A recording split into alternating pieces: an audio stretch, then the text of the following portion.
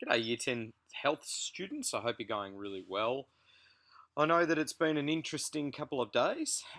Snap lockdown, and we still don't know. We're waiting. We're waiting to hear what is going to happen with Dan Andrews' press conference today. All signs are pointing to being able to get away from this stage 4 lockdown, but will that mean straight back to school, life as normal, or will we go back to a stage 3? What does that mean for schools? So I'm as eager as you are to find out what's exactly going to be happening. Now, I do need to let you know that whether we are at school or not at school tomorrow, we will be starting our outcome task. We have Year 10 Health tomorrow. A reminder to you that the outcome task is going to run across 2 lessons. You're going to have the entire 75 minutes of both lessons to complete it in before you need to upload it. The outcome task is research based, so you need a charged laptop because you're going to be given a series of diseases and illnesses and injuries that you're going to need to look up. You're going to need to provide a fair bit of information about those diseases, injuries, and illnesses. And if you understand the content that we've been learning throughout this term, it actually makes that process easier. Obviously, I'm going to be looking at things like plagiarism and copyright, so please don't copy and paste the work. We'll go through all that tomorrow. I'll give you an introduction video if we are still online. If we are in person, the other thing I need to let you know is that Year 8 round robin is tomorrow. So I won't be able to teach you in person if we are back at school tomorrow. There will be somebody else there. As I said though, regardless, you need your laptop, whether it's online or at home or at school. You're going to be completing the first half of the outcome task. There are 10 things you need to research. My advice would be to get 5 completed tomorrow. But that's tomorrow's lesson. Let's worry about today right now. Today's lesson I've set up for you 2 different activities, both of which are going to provide you with a refresher of your knowledge, but also to help continue to upskill you to make sure that the outcome task is an easy one for you to complete. So I'm just going to go through something very quickly before we move on to the work so that everyone's really paying attention because it's the start of the lesson here. Feel free to pause this if you feel like your brain's switching off. Go and take a break for a few minutes and come back, but I'll try and keep the video to as minimum as possible. This should be a PowerPoint that you are super familiar with again, but we know that one of the high impact teaching strategies that teachers can use is called multiple exposures. So if I continue to show you this, it helps sink into your knowledge and understanding. We measure health status of populations and individuals so that we can try and help for healthier, longer, more prosperous lives.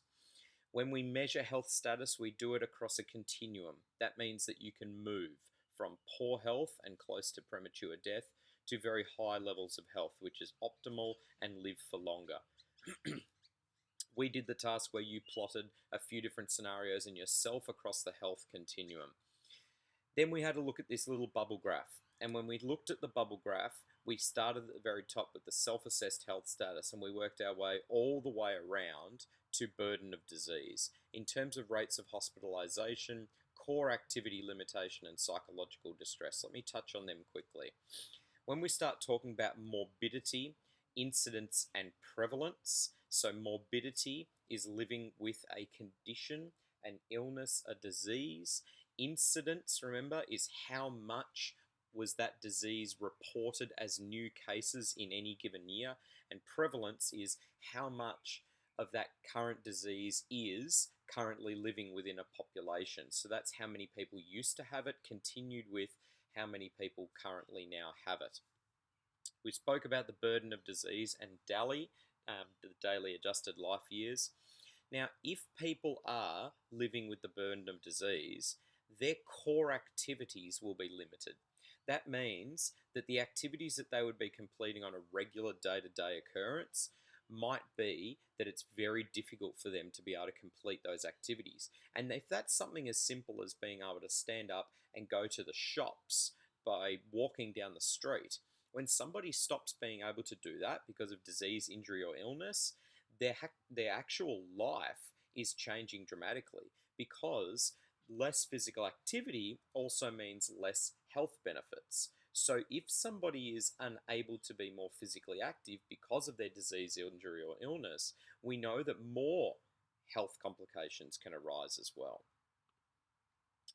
Rates of hospitalization, so with the burden of disease in the daily adjusted life years, so when we actually look at the incidence and prevalence or morbidity of a particular disease, injury, or illness, we also want to look at how bad is that disease, injury, or illness. Is it actually causing us hospitalization? Because if that's the case, that means that it's really affecting someone's lifestyle. Not only that, it could be affecting them in all five dimensions of health and well-being: physical, social, mental, emotional, and spiritual. But not only that, we've spoken already about government and non-government organisations, and with those organisations, they need to spend money to try and keep Australia healthy. And so when Australia is healthy, people work longer and Australia makes more money. Therefore, we actually have a better economy, we have a much better population, and all of Australia is considered a healthier country. We need to start thinking about this, not just for you as an individual, but as Australia as a population, as Victoria as a population. As these things are happening currently with COVID 19 and changes are happening from state to state, think about yourself as a Victorian, think about yourself as Australian, and compare yourself to other countries or other states. And are you better off? Are you worse off at certain points? Why is that the case? That is a student who's going to do well in health as a subject. And then finally, don't forget that a lot of these diseases, while we think about the physical impacts they have, there's also the psychological distresses, so those mental and emotional distresses that take place. Okay, let's have a look now. Self-assessing your health status. Life expectancy. You need to assess where you're currently at on the continuum. That is a skill that I've taught you that you need to be familiar with. Life expectancy talks about how long is somebody expected to live from birth. Mortality. What is the rate of death in a country in a 12-minute period per 100,000 people? What are the trends? What are the general movements of graphs? Are things trending downwards or trending upwards? And what can we say about the future because of those trends? When somebody passes away prior to their life expectancy, how many years of their life were lost? YLL. Morbidity. How much ill health is there within a community? Is it living in large amounts, or is it only a small affected population? So you take something like diabetes or asthma or cancer and you say, how obvious is it within our community? How many people are living with it? When you do that, you talk about two things: incidence, how many new cases within 12 months, and prevalence, how many of those new cases added on to people who previously had it and still have it. So how much of that disease, injury, or illness is hanging around in our community? And then finally, we look at things like if somebody passes away early, we know we look at their YLL, but prior to them passing away, how many years of their life while they were still living were lost because they weren't able to complete their regular lifestyle? The YLD comes before the YLL. And when we adjust someone's life to look at what the burden of disease is, we use DALY, disability adjusted life years, where we take from the point where their healthy life becomes diseased or disabled and moving into early death before their expected life expectancy, we add the YLL and the YLD together to get the DALY. Okay, now I'm going to bring you to the work for today. Hopefully that recap is another exposure to you about this content and you're actually feeling really confident about it. I know that we would be doing this if we were in the classroom and I would be able to ask questions. So feel free to email me or join the Zoom link if you want any help with this content. I'm more than happy to have a one-on-one conversation or small group conversations with you about what this content means if you are struggling. But I want to direct your attention, please, to our Compass page. On our Compass page, there's a few things you need to know. Within the lesson plan, which will look a little different when I've finished it, there is a website. You'll be going to that as well today. But there are two resources that you need. When you go over into resources, you open up Year 10 Health, and then you open up Term 1, and then Week 3. You'll see I have 3 tasks. You'll only have 2 tasks, because our health conditions research task is the task that we're going to start tomorrow. So I've kept that hidden from you for today. I'll open that up before tomorrow's class. But today you are going to look at these other two documents. So I'd like you to do them in a particular order. The first one says Measuring Health Status Worksheet. That is the one that I would like you to do first. This is what that sheet looks like. Now, similar to yesterday's glossary, if you can do this as a closed book, sort of a pre-test or a mini test, you're actually going to be setting yourself up for really good stead in Year 11 Health and Human Development. If you feel like you're not ready and comfortable with that yet, just do it as an open book. I need you to answer the following questions. Pretty simple and straightforward, but please provide me with 2 or more sentences for each of those questions there. And then you're going to move on to this question. Now, this question should take you probably about 15 to 20 minutes. You've watched the video, you've answered the first 5 quick questions. This is the first big bulky part of today's lesson.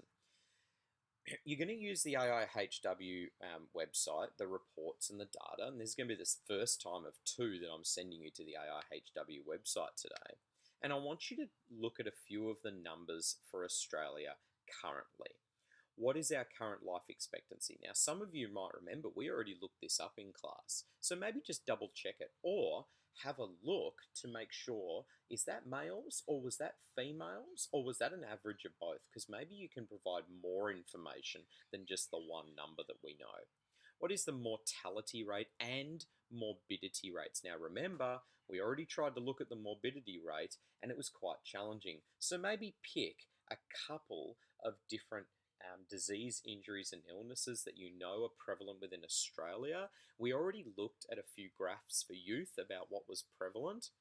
And then also I want you to have a look at a current self-assessed health status of yourself after you've actually understood where Australia currently sits. Now, you did your self-assessed health status a couple of weeks ago, but I want to know, has that changed at all with the new information that you've got? You don't need to be filling every single one of these lines. That's just plenty of room if people wanted to write more or needed to draw graphs or give data. I really would like you to answer each part of that question with at least 2 sentences and maybe even some information that you found and data brought across. Now we go back to Compass. You just save that document. You don't need to upload it or send it to me unless you want me to look through it, and then I can provide feedback. And you're going to open up this graph activity. Now listen very closely about this graph activity. We have already done the first few questions in class when we were at school in the first couple of weeks.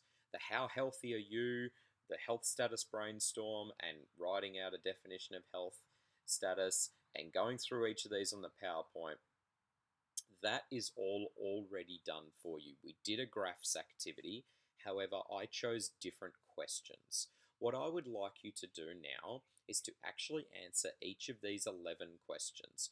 You do not need full sentence answers. Simply, you can just push enter underneath, press delete or backspace, and type your answer in underneath. That'll be simple and straightforward for you. I want you to answer all 11 of these questions. Where do you get the information from? Back in our lesson plan, this website will take you to that oh so familiar AIHW website. In particular, it'll take you to the life expectancy, which gives you the answer to the first couple of questions. And once again, it's about researching and using graphs. If you're having any trouble, please let me know. Otherwise, that is your work for today's lesson. So just to recap, listen to the video. You shouldn't need to take notes. They should all be taken. Ensure that you're feeling comfortable and confident about all of the health status measurements that we've been through, and that is your 3rd exposure to all of them, so you really should be getting more comfortable now. Dot point number 2, the health worksheet, okay? Completing those first 5 questions, 2 sentences each, shouldn't need to have any books open. Closed books should be absolutely straightforward for you guys now, especially after I just went through what I went through. But trying to remember extra information other than my recap summary. And then question 6 on that first page is going to take a bit of time, maybe 15, 20 minutes, where you're going through each of those specifics and double checking what you'd already searched in class, but giving more information like splitting males and females for life expectancy, and then finally opening up that graph activity. Skip the first page, we've already done that, but those 11 questions, find the answers to those on the AIHW website. You don't need full sentence answers for that, it's more of a graph reading activity. I want to see where you're at with it. Please understand this, keep your documents saved on your computer. They're going to be very helpful and handy, potentially even in tomorrow's outcome task. However, if you would like me to have a look through them, send them through to my email. We've got our outcome task tomorrow, whether we're in person or online. I'll see you soon.